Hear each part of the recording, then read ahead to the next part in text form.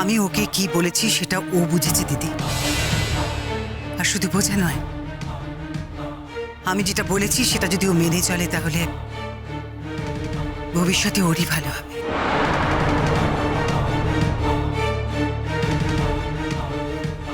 কি কথা মেজো মামি? তুমি সত্যি বোঝোনি আমি কি বলতে চেয়েছি? না। ও, তাহলে তো বলবো রূপকথা যে তুমি বুঝতে চাওনি তাই বোঝোনি। দেখো, জীবনটা তোমার, তুমি যা চাইবে তাই। কেননা আমি তো বাইরে থেকে তোমার জীবনটাকে নতুন করে ঢেলে সাজিয়ে দিতে পারি না। আমি শুধু তোমাকে সাবধান করতে পারি, আর তাই আমি আজ তোমাকে সাবধান করলাম। সঙ্গে আরেকটা কথা বলে দিচ্ছি, ইমন কিন্তু একদিন এসে ঠিক ওর নিজের সংসারটা নিজে বুঝে নেবে।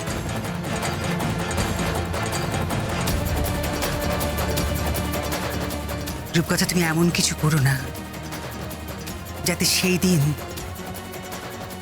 তোমাকে আফসোস করতে হয়।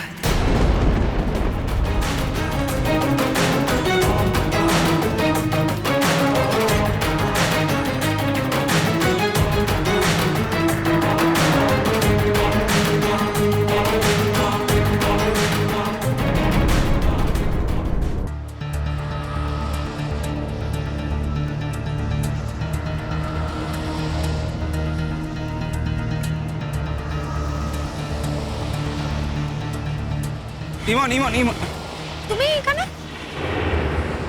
আমি জানতাম তোমাকে পেতে গেলে আমাকে এখানেই আসতে হবে। দেখো, এটা ছাড়া তো আর আমার তোমার সাথে দেখা করার কোনো উপায় ছিল না। ইমন, তুমি এটা কি করলে বলো তো? কেন? আমি কি করেছি? তুমি আমাদের সাথে সমস্ত সম্পর্ক শেষ করে দিলে। ইভেন তুমি দাদাভাইয়ের সাথে চিরদিনের মতো সম্পর্ক শেষ করে দিলে। আমি না খুব বড় ভুল করে ফেলেছি টুকুরা। আমার না সত্যি এরকম করা উচিত হয়নি। সত্যিই তো, ওদের তো কোনো দোষ নেই। সামান্য একটা কারণে ওই বাড়ি ছেড়ে বেরিয়ে আসলাম, সম্পর্ক শেষ করে দিলাম। কি বা করেছে ওরা বলো? এই তো মিস্টার চ্যাটার্জি একদিন আমাকে রাত্রেবেলা বাড়ি থেকে বার করে দিলেন। সারাটা রাত আমাকে বাড়ির বাইরে কাটাতে হয়েছে, মশার কামড় খেতে হয়েছে। না খেয়ে যেহেতু ছিলাম, ওর মা আমার জন্য খাবার আনে, আর সেই খাবারটা আনে বলে গোটা ফ্যামিলি ওর মাকে প্রচন্ড কথা শোনায়। এই তো সামান্য, এটা এমন কোনো বড় কারণ না। আর আমাকে যে ওরা কথা শোনায় সেটা তো জাস্ট ছোট ইস্যু, এটা কোনো বড় ব্যাপারই না।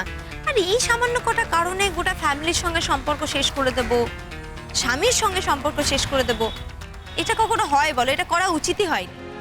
কি করবো বলো তো আমি টুকলো তো? আমি না ছোটবেলা থেকে এরকম, জানো তো, আমি কোনো শিক্ষা দীক্ষা পাইনি তো।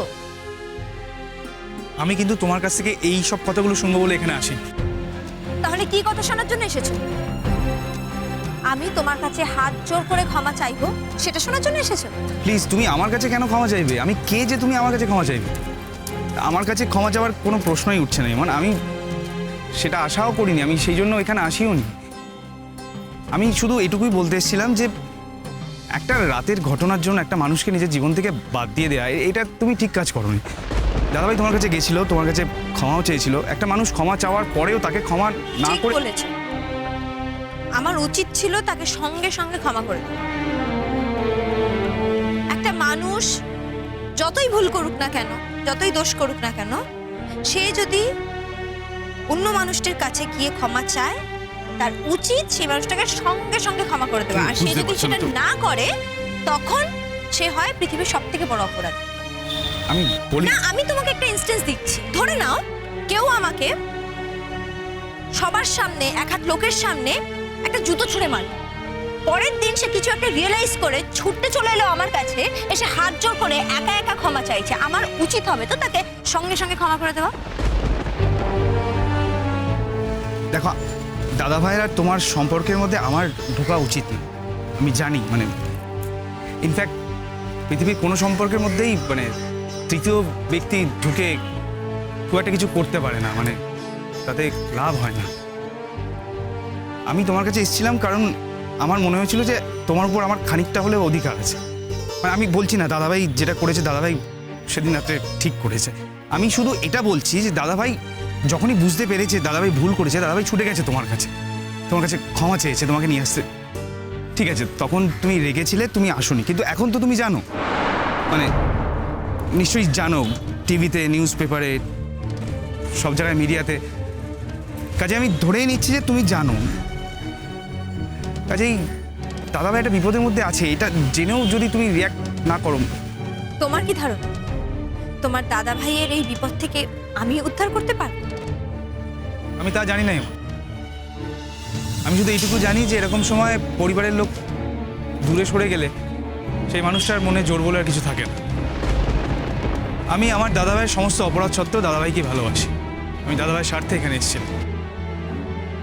কি করতে বলছো আমাকে? আমি তোমাকে কিছু করতে বলতে পারিনি মা। ইনফ্যাক্ট আমি যদি কিছু বলিও তাহলে তুমি যে সেটাই করবে তার তো কোনো মানে নেই। আমি এখানে এসেছিলাম কারণ বিপদের সময় মানুষের তো বুদ্ধি সব লোপ পায়। তাই আমার মনে হয়েছিল তোমার কাছে আসলে আমি ভুলে গিয়েছিলাম যে তুমি প্রায়ই বাড়িতে বলতে যে তোমার সাথে দাদাভাইয়ের বিয়েটা একটা ডিল, তুমি আমাদের বাড়িতে থাকতে চাও না।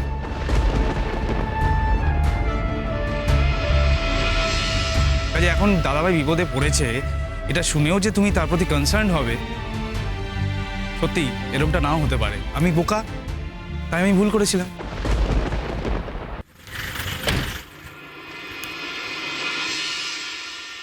চলো ইমন, তুমি ক্লাসে যাওনি? আরে তুমি এখানে কি করবো বলুন, না এসে পারলাম না। আমি ভাবলাম ইমনকে এসে একবার বলি, তাতে যদি কোনো কাজ হয়। দাদাভাইয়ের খবর তো জানেন নিশ্চয়ই। দাদাভাইয়ের খবর তো কিছু পাচ্ছি না, যা পাচ্ছি তাতে টেনশনই বাড়ছে বরং। স্যার, দাদাভাই ফোনটাকে সুইচ অফ করে রেখেছে, বাড়ির সাথে কোনো রকম যোগাযোগ করছে না। অবশ্য দাদাভাই কাজে থাকলে এরকমটাই করে, মানে বাড়ির সবার সাথে যোগাযোগ বন্ধ করে দেয়। আপনি বুঝতে পারছেন তো আমাদের মনের কি অবস্থা। এদিকে ওদের একজন লোক ধরলে হয় ওরা এদের দুজন লোক মারছে, না হয় দুজনকে তুলে নিয়ে যাচ্ছে, তুলে নিয়ে আটকে রাখছে। দেখুন, দাদাভাইয়ের এতদিনে কিছু হয়নি বলে ভবিষ্যতে যদি কিছু হবে না সেরকমটা তো নয়। তো আমি কি করব? আমি কি ওই গুন্ডাদের বলে তোমার দাদাকে ফিরিয়ে আনতে পারবো? তোমাকে কিছু করতে হবে না।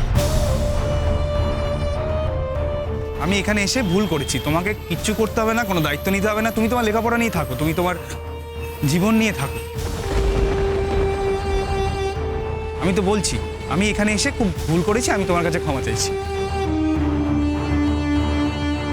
তোমরা ওদের হেড অফিস থেকে কোনো খোঁজ খবর নিতে পারো না? মানে রণর খবর তো কিছুই জানতে পারোনি এখনো?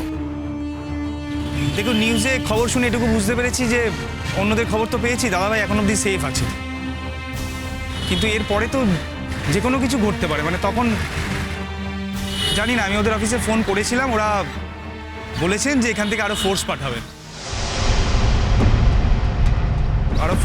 এখন কখন পাঠাবেন কি হবে কিছুই জানি না। এবারকার যে টিম সেটা দাদাভাই লিড করছে, আমাদের টেনশন সেজন্য আরো বেশি।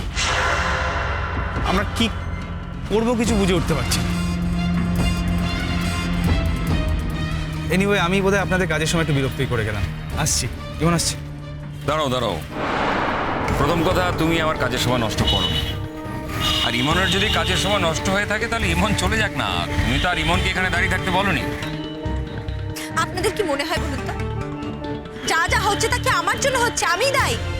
আমি ওনাকে বলেছি বিপদের মধ্যে যেতে। ঠিক আছে ইমন, এই প্রসঙ্গটা থাক, এটা বলে কোনো লাভ নেই। আমি তো বললাম আমি তোমার কাছে এসে ভুল করেছি আর ভবিষ্যতে কখনো আসবো না।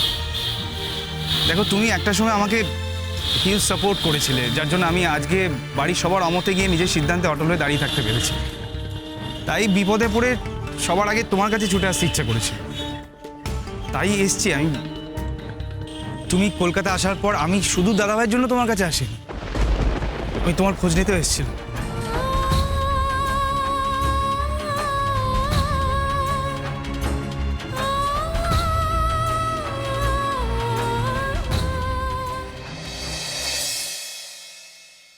আচ্ছা, সরি, আপনি কে?